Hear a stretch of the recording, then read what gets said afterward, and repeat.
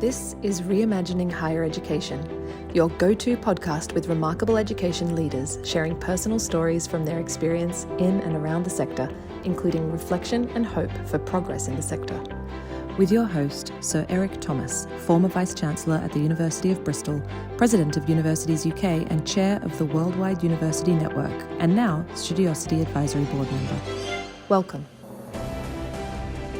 It's a particular pleasure for me to welcome Professor Chris, who is Vice-Chancellor of University of Newcastle upon Tyne. And I suppose I'd better admit it now, it is my alma mater, so I have a particular link to Newcastle. And I think, Chris, I'm going to ask you to introduce yourself a little bit, but could I just start by saying that everyone sends their congratulations on your award of the CBE in the New Year's honours for your medical research and your work in liver disease. Many congratulations. Thanks, Eric. Thanks. And if you could just give a very brief pen portrait of your career up to now. Yeah, thanks, Eric. Trained in medicine at Cambridge, born and bred in the Northeast. Twanged back on the Geordie elastic to hospitals in Newcastle to do my sort of postgraduate training in medicine, inspired by a professor of liver disease, which is the reason that I chose that discipline, combined clinical practice in liver disease with research, particularly in liver disease related to alcohol and obesity. And through that, I guess, gained enough experience, reputation, if you like, to be promoted to head of School of Medicine, and then for 8 years served as head of the Faculty of Medical Sciences in Newcastle, which includes things like dentistry, psychology, and life sciences, as well as medicine. Did that from 2008 to 16, and then on the 1st of January 17, became Vice-Chancellor of Newcastle University. Right. So you're 6 years in. I mean, you're an old Vice-Chancellor. This is year 7. Yeah, year 7's just starting this week, Eric. How time flies. How time flies. Well, I suppose, again, I should admit to the audience that I'm also a son of the northeast of England. So you and I have the same heritage in that particular part of the world.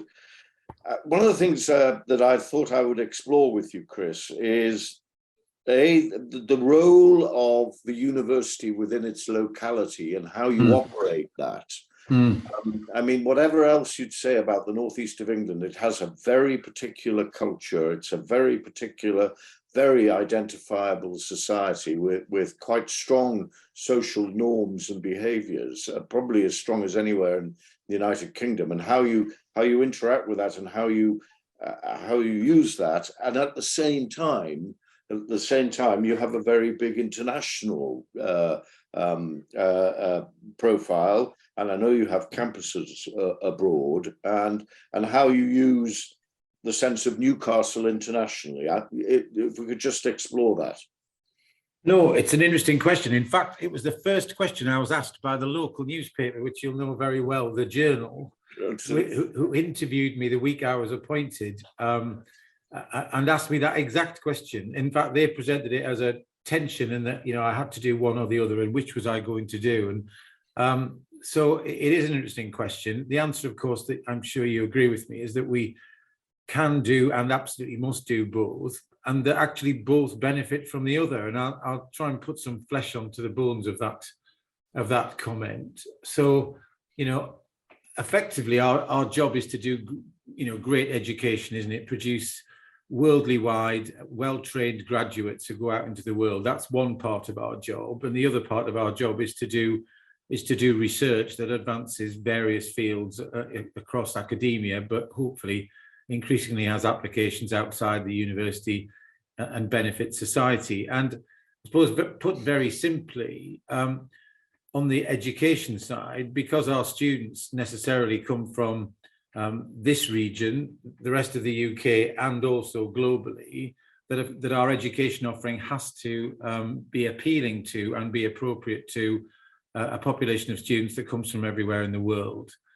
The particular local role of that, however, to answer your parochial question, is that we know sadly that the northeast of England still, and probably had in your time here, the lowest participation rate at university as a whole. It's just over 20%. It's 50% in London. It's average 30-odd% in the country. So probably the majority of our local students that come here are widening participation students, as they're called, as they come from disadvantaged backgrounds. And my BBC of Education, retired now, used to say that widening participation students are like peaches. They don't travel well. And I think we accept, because of their financial constraints, if you are a disadvantaged student who is aspiring to get to a top university, it's likely to be from home, where you can rely on that family support, perhaps live at home, certainly nearby. So we're a mixture of, now roughly a fifth of our students would be in that category, local students from disadvantaged backgrounds, us playing a role in raising and their aspirations going forward. About a fifth of our students come from all around the world, and I think that brings benefits locally for fairly obvious reasons, in the money that they spend, in the cultural diversity that they bring. And then the other 60% would classically be from elsewhere in England, typically from the big northern cities like Manchester and Leeds. In terms of, again, but the local relevance, I think, and this has probably increased again even over the last decade or so. So you've got that local relevance in doing the right thing for your local disadvantaged students who otherwise might not go to university. But then increasingly now, we're being expected to produce a graduate workforce that is relevant to your region.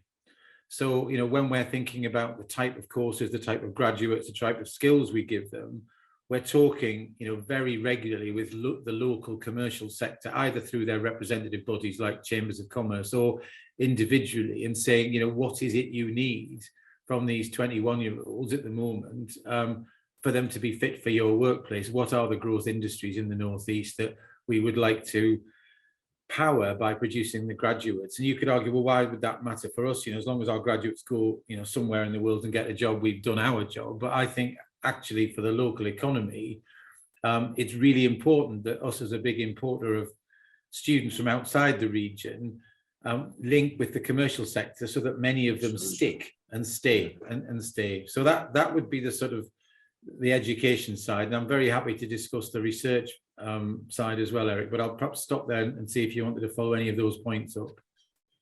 Well, I mean, I always made the point that the press narrative about widening participation is always about who goes to Oxford and Cambridge. And I always used to say that, that if you're in a family in a terraced house in Redcar in Cleveland, and nobody in that house has ever been to university before, your trajectory is never going to be to Oxford and Cambridge, but it is going to be to a Newcastle or a Teesside or somewhere local that you feel comfortable with, and where and that's not doing people down. That's just being realistic about people's view of the world. Do you think that's fair? No, absolutely. And we know, don't we, that the advantages of going to university in terms of your likely graduate destinations, earning potential, are just enormous. And as you say, just getting to university is really important for many of these individuals. And then, of course, they can inspire their own children and friends and family to perhaps aim higher than a Teesside university, even though that's successful in itself. So absolutely, I think the Oxbridge obsession. I love the is it the Yes Minister line where Sir Humphrey comes in and says we're having problem with the university sector, Minister, and he says what, both of them? And there is sometimes a feeling that view in Westminster is still there, given how many of them, of course, went to Oxford and Cambridge. And of course, I can't knock that, given that I went there myself. But and it very much raised my aspirations, being mixing with Cambridge graduates and feeling that I was one of them. And I think it's given me an enormous boost throughout my career. So I won't knock it, but as you say, depends on where your baseline is, isn't it, as to what your aspiration potentially can be. I mean, I was thinking of my time as an undergraduate in Newcastle, 71 to 76, Chris. You know, I'm an old man. I'm an old man. Well, I started 2 years later after you left, so we're not that different. I was wondering then what the profile of the university, you know, it's difficult for you to see as an undergraduate, but I presume you work very hard now to try and raise the profile of the university within the city, and particularly within those disadvantaged groups.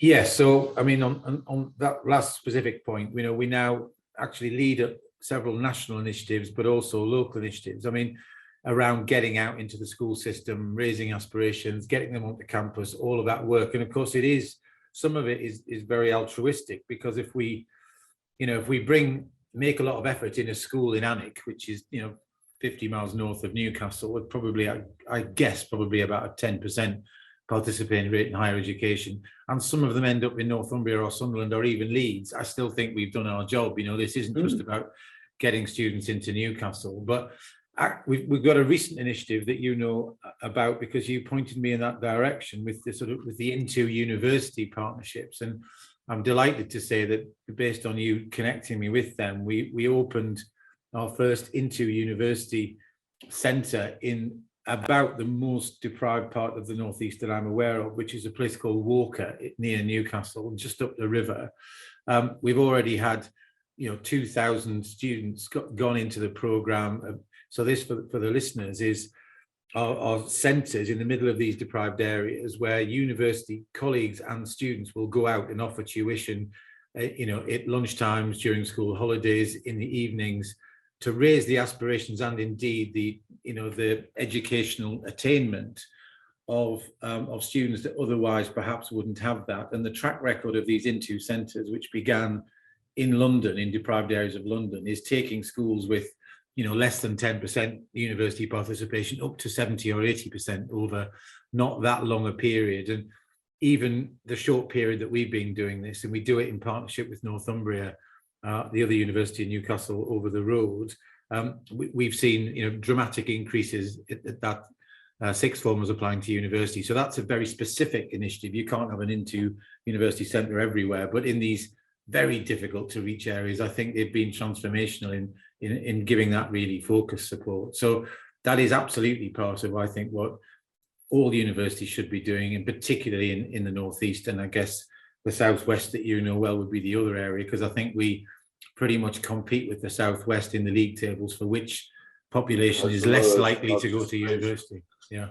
I mean, one of the lessons that I learned during my own vice chancellorship, and I'd be interested in your reflections on this, is how important now it is to engage with the other important society structures in the city. You know, the authorities, all the authorities, the third sector, the health system. You know, I believe that when I was an undergraduate, you could kind of sit above that sort of thing in the university. But now it's a huge part of the university's role.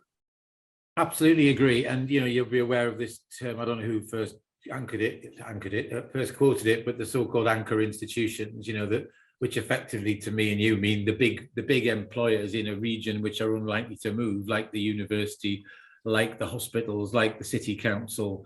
I think probably one of the several good things that came out of the COVID crisis across the country actually was that universities and the other anchor institutions, because they had to get together to work out how they were going to deal with the pandemic, and whether it was students, whether it was people walking around the town, I think that where there weren't close relationships, and we did have one pretty good already, I think, you know, there was weekly crisis meetings, you know, between those anchor institutions on how the northeast or the city was dealing with COVID, brought us really close together. We've now got Civic University Agreement here, which is a formal agreement between ourselves, the Trust and the City Council. We call it Collaborative Newcastle. We have subgroups that effectively look at 3 strands of activity, which we think helpfully we can do together. One is around health and sort of social care, which is largely Trust and City Council, but with some input from the university. Then you have the economic subgroup, which is looking at the growth industries and how can the universities play in that. And then the third one now, increasingly, which probably wasn't so important in your day, is the sort of climate sustainability. What can the three of us do about making sure Newcastle's a sustainable green place to work. And that's all come out of the start of working together has been over the last decade or so, but COVID didn't half accelerate it, Eric. How interesting. Now, tell me how whenever I was doing my international stuff, Chris, what I always had to have was a slide that had a map of England that showed everybody where Bristol was. And I just wondered, do you have to have that map as well, so to speak? Then how do you portray? How is Newcastle as a place and a culture part of your portrayal of the internationally? Yeah, it's a good one. We tend to focus our activities on where we have, and I don't know whether you did the same, but we focus our activities. When do I get on a plane and where do I fly to? Where do they think it's worth me turning up? And it tends to be two categories. One is where we have large concentrations of alumni. Sure. And that will be places like Singapore, where in the 60s they decided to make their economy based around naval architecture and shipbuilding, and we were the place to do it. And so there are thousands of very high worth, influential individuals in Singapore who know all about Newcastle. So that question doesn't really arise. They might know about an old version of it, but they have that affection. And similarly, when I go to Hong Kong or Malaysia or China, I'm going to meet large groups of typically alumni that love us already and want to help. And I give them updates on where the University of 2022 is and is going, and they're willing to help, but they're already on our side. I think the other trips that I go to, and I'm sure you did the same, are where there are major international universities that you see strategic value in becoming partners, with. And of course, again, probably you're not going to have those meetings unless your academics have made the connections below. Sure. And you've decided now that that's a significant enough set of connections that this is worth making this an institutional level relationship. And so you then go and have dinner with the Vice Chancellor, you'll walk around, you'll get them over here.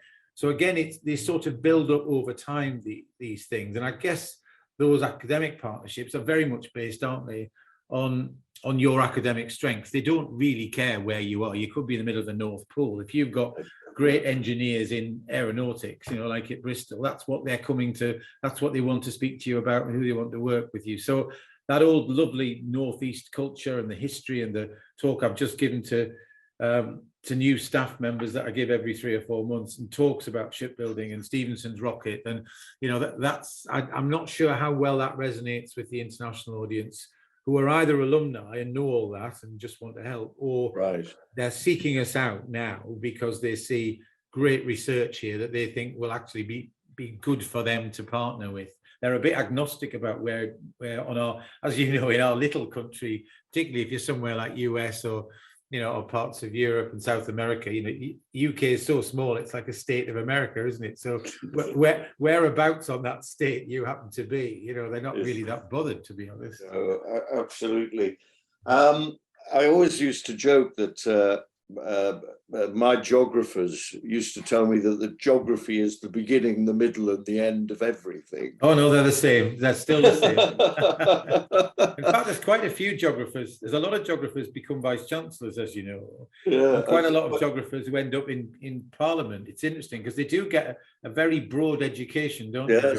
Yes, it's a great degree, but I don't know if you know the geography of Bristol, but the University of Bristol sits at the top of a hill. Yeah, no, I've been there above the city. Everything. And it looks down, yes. It looks down, and I think that was quite important in creating more of a challenge about engagement with the city. Yes. It's always said that, especially for our international listeners, that the Newcastle United play at St James's Park. And it's almost impossible to get to St James's Park without crossing the University of Newcastle upon Tyne. Well, it is, and I have a higher profile.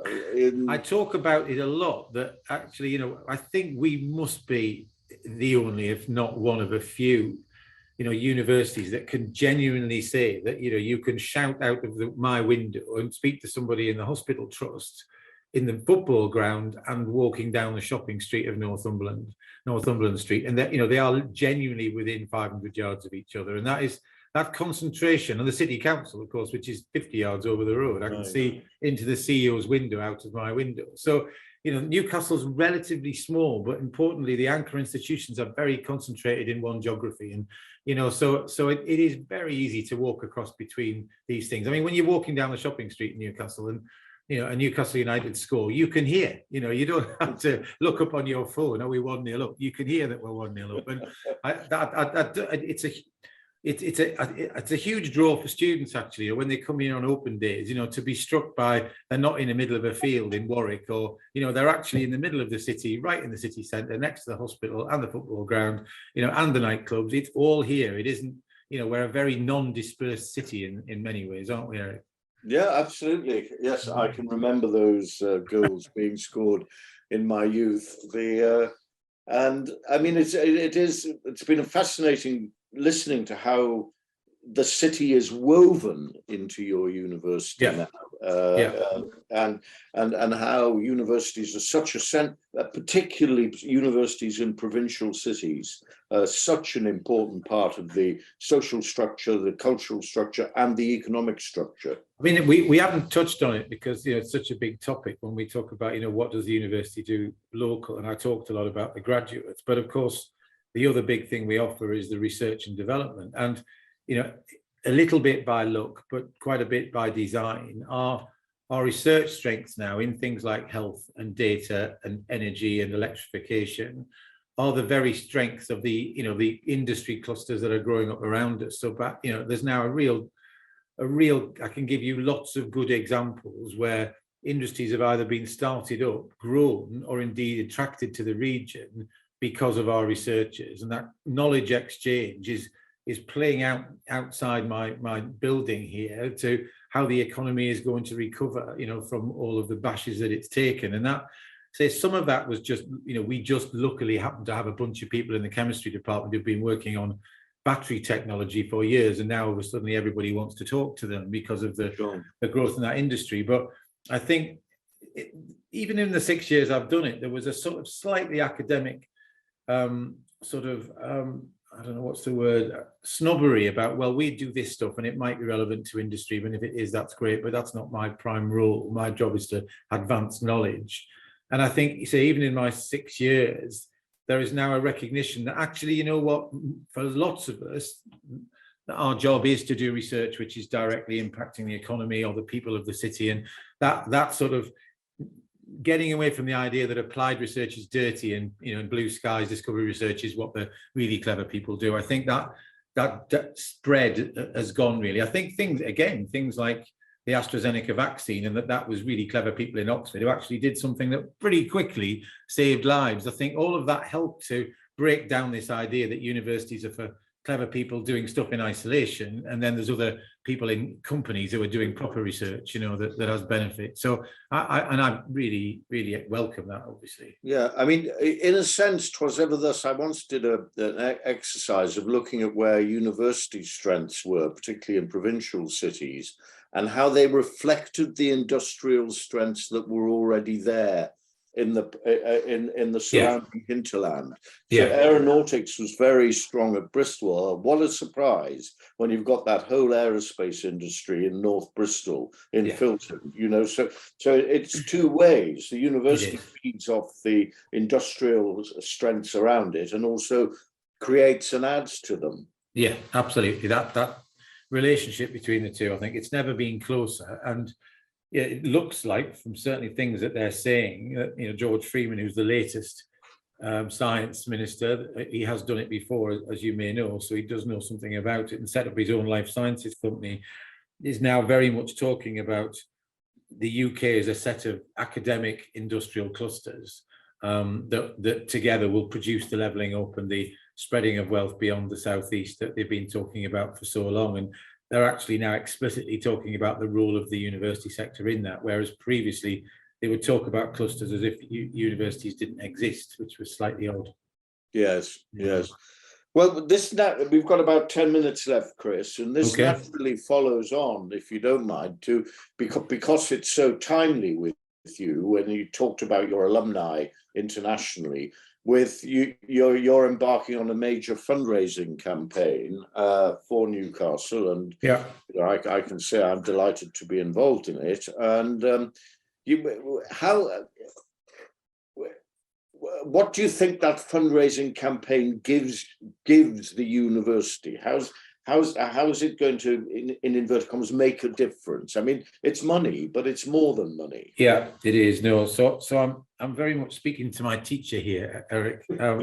But I think the things that I learned from you several years ago, in fact, before I was in this position, I think I still talk about them now. And I guess to the listener, the fairly obvious reason that one goes on a major fundraising campaign is to raise money, and that gives you often flexibility to do things that you otherwise couldn't do. And nobody would be surprised by that. What they might be surprised to learn is that most of the pots of money we get from government or other funders tends to be very clearly earmarked to do this or that or whatever, and which is great, but it doesn't give you that flexibility. Some of it does, and I won't go into detail of that, as you know, but most of it doesn't. And so one of the advantages of philanthropic funding is that it can give you flexibility to try things, to invest in areas and things that you otherwise would struggle to get funding for. And that's fairly obvious. The two others, though, which I think is what I learned from you, the first one is, of course, when you're coming up with a fundraising campaign, you and your senior team, and indeed increasingly the whole university, have to be very clear about what it is you're good at, what your strategy is.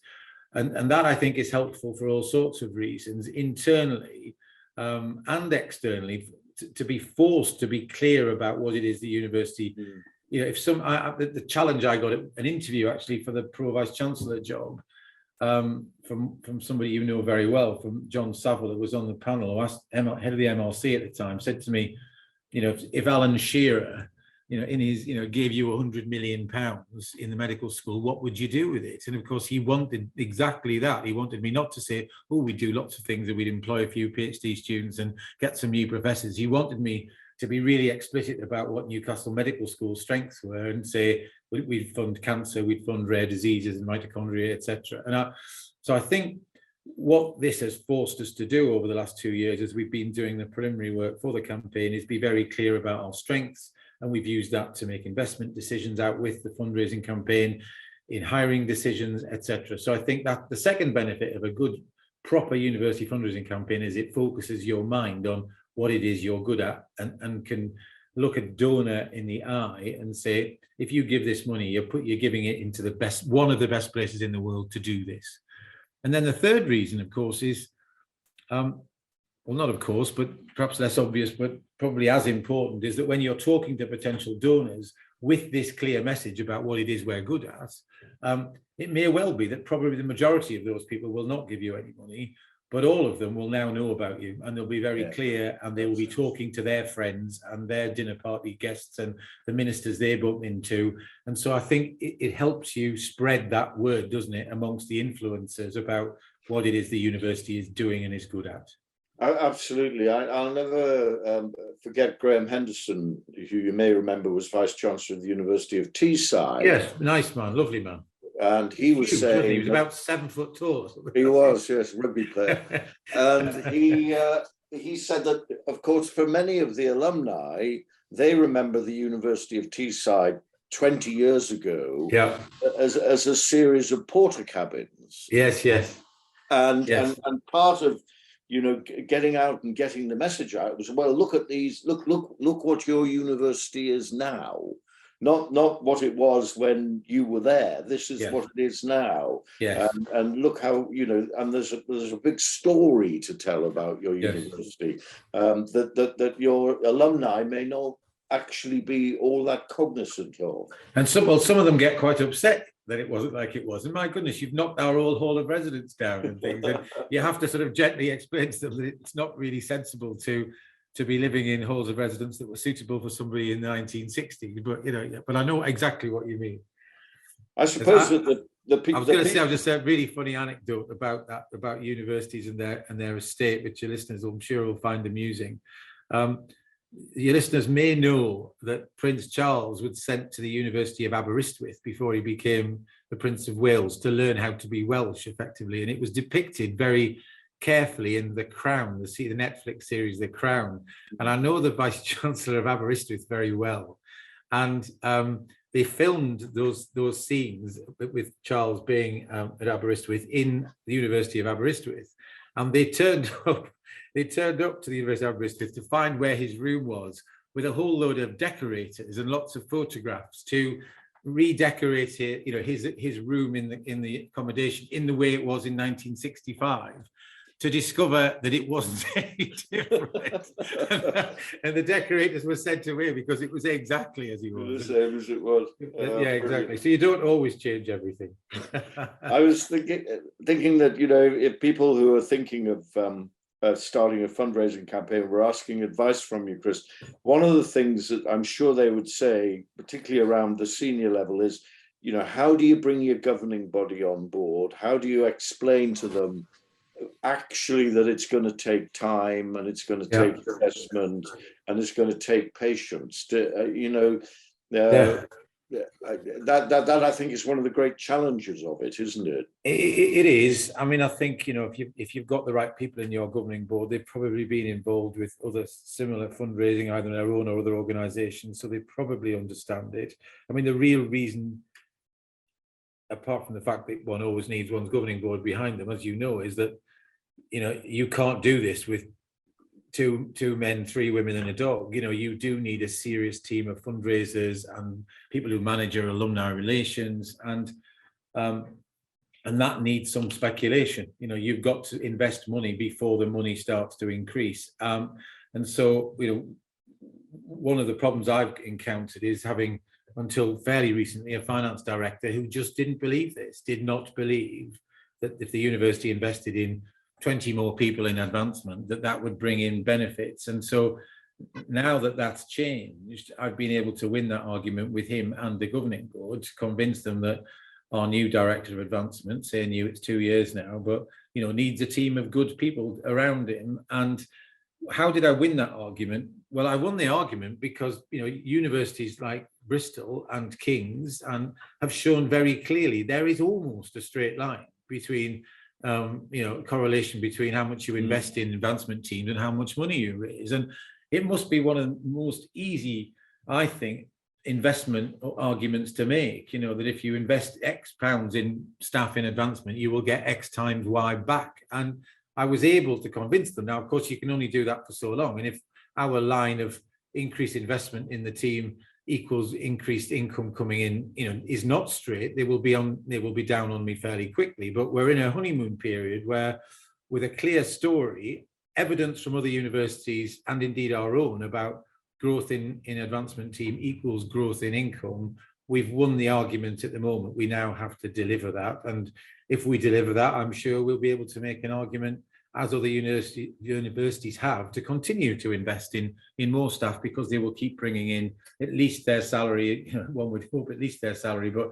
probably 10 times their salary. Yes, absolutely. I mean, the mature fundraising organizations in the States have a 1-to-10 ratio. I mean, ours are younger than that, and we have to accept that we're probably a 2-to-10 ratio, but that's in terms of what investment in the team for what they bring in. Yeah. You for every £2 you put in, you'll get £10 back.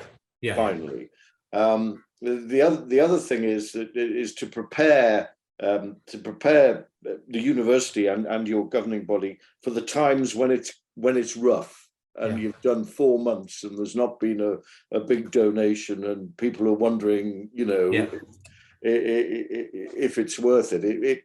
And I think the other thing, Chris, is it's hard work, and people need to understand that there's a lot of benefit from it, but it is hard work, and it's professional and hard work. It needs to be done properly. Yeah. No, but as we're both, I think, as you've also said to me in the past, and given that we're both medically trained, that there's very little in life, is there, where you don't have to reap what you sow. I think, what else do we know in our academic or professional lives where you don't have to put serious effort in to get reward? And I'm sure that most of the senior team and council accept that this is not something you can go and do the odd talk and do the odd dinner and raise £20 million from donors. This is This is recurrent meetings with the same people, listening to the same old complaints that they have, but winning them over and giving them, good propositions that they eventually can come round to. And, and those days when you do get the big check, you just have to celebrate them, haven't you? And accept that they're not that often, but that's why you do all this. That's why you do it. Well, Chris, we've done our half an hour. It's been a fascinating discussion, of course, deeply nostalgic for me about the northeast of England, as you'll yes. as you'll appreciate. Yes, and very much looking forward to a successful fundraising campaign for your university. And I suppose we can't leave this without wishing all the very best to your football team in Newcastle. Well, we gave you a scare last week, didn't we?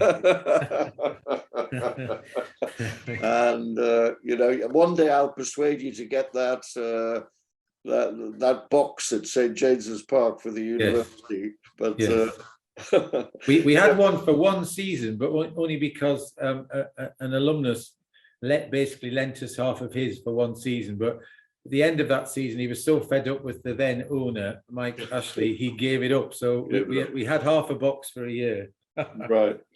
Well, Chris, thank you very much. I mean, one final comment. All the very best with that widening participation initiative. Yeah. So important for the city. So important. Absolutely. We'll have to get you to visit the walkers of this world. Yeah, we'll take you down to Walker and see it. It is, it is something you almost have to witness. You do, it is such a rough part of town. I knew it well because my son actually played football for that team for a little while because they were the best team in the area for fairly obvious reasons. And so I know where it is very well. And, to think that if we can get 5% up to 10% in those schools around there, then we've done our job. We'll try. Yeah. Well, all power to your elbow, Chris. Thanks, Eric. Thank you very much indeed. All right. Okay. Bye. Bye.